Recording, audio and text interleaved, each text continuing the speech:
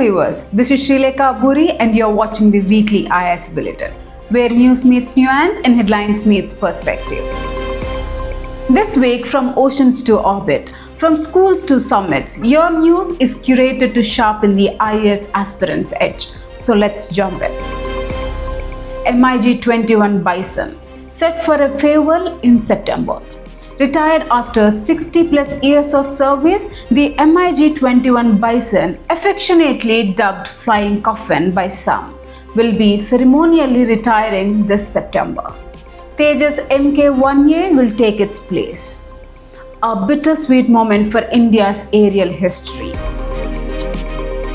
From legacy jets in the skies to legacy flags on the ground, our next story is woven in history and pride. From Vijayawada to nation's heart, the journey of our Tiranga.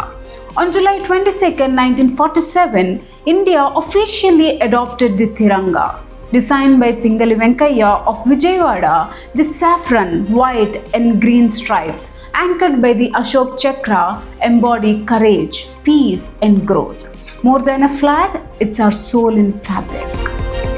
And from waving the flag, we now taste culture via the kitchens of Uttar Pradesh. Uttar Pradesh dishes out culinary heritage with one district, one cuisine.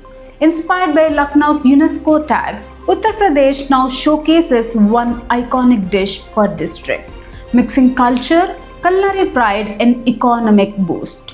Forget Michelin stars, this could redefine foodie diplomacy. From savory to sacrifice, we move into Kerala's solemn moment. Kerala mourns a legend. V.S. Achuthanandan passes into history. At the age of 101, Kerala's veteran leader V.S. Achuthanandan passed away. A veteran communist and fearless activist.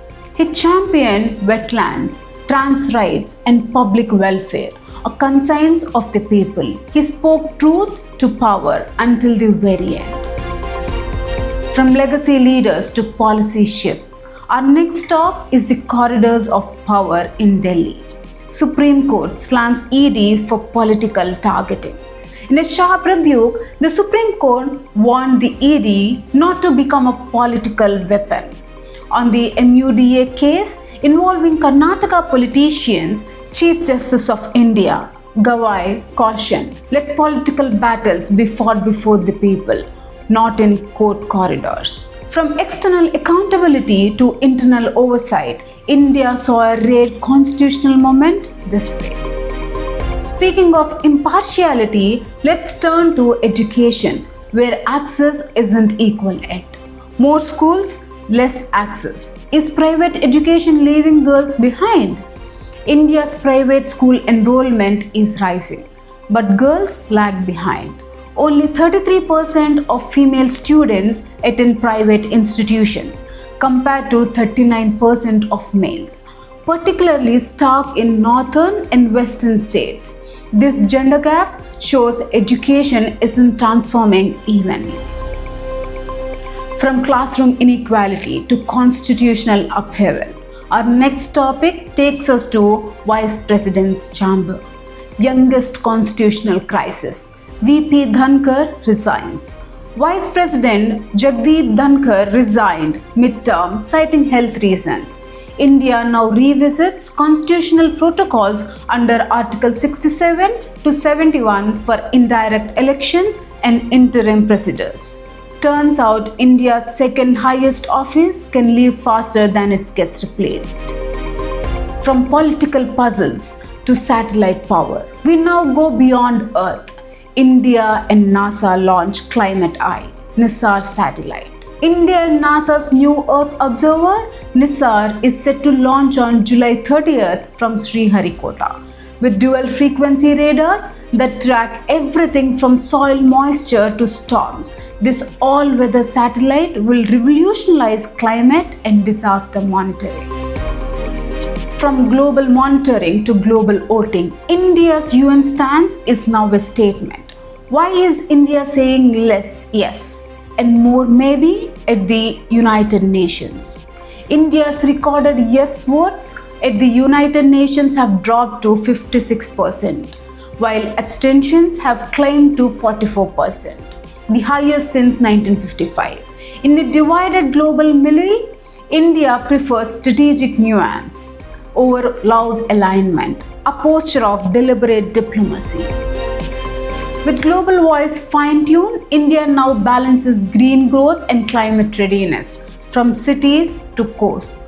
Climate-ready cities versus growth risk. Can India build climate-ready cities before it's too late?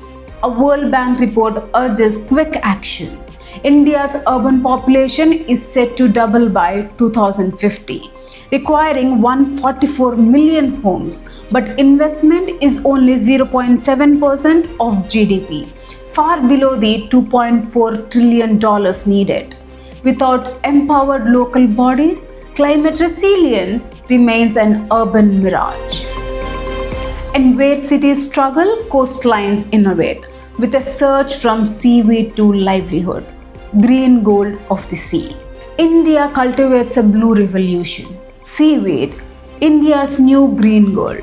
With 384 sites covering 24,707 hectares, the country is scaling seaweed cultivation to boost coastal economies. These colorful algae bring ecological health and income opportunities to shore-based communities. From algae to aerospace, let's turn to India's ambitions above the horizon. India is set to host World Cup with global stars and local legends. The FIDE Chess World Cup is heading to India and Goa is emerging as the likely host. Featuring 206 players, the event runs October 30th to November 27th with a knockout format. A chess renaissance is underway and it's being played on home territory. From strategic gains to strategic energy lanes, will power ahead to India's Telecom Reboot. India's telecom vision gets a reboot. Draft National Telecom Policy released. The draft policy pledges 90% 5G, 100% 4G and 1 million Wi-Fi hotspots by 2030.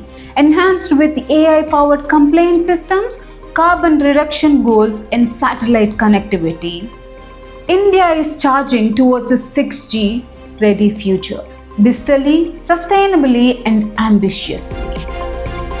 And wrapping up from connectivity to conscience, the final piece is quiet but powerful. From silence to stand, India calls for ceasefire and compassion in Gaza. At the United Nations Security Council, India took a clear stance: a ceasefire in Gaza, immediate humanitarian relief and release of hostages. Only weeks ago, India abstained. Now it speaks firmly for the two-state solution and human dignity.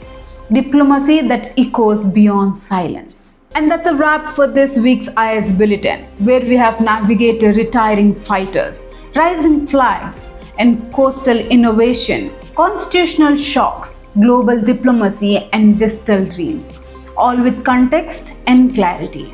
And this is Shri Kaburi signing off. Until next week, stay curious and stay inspired.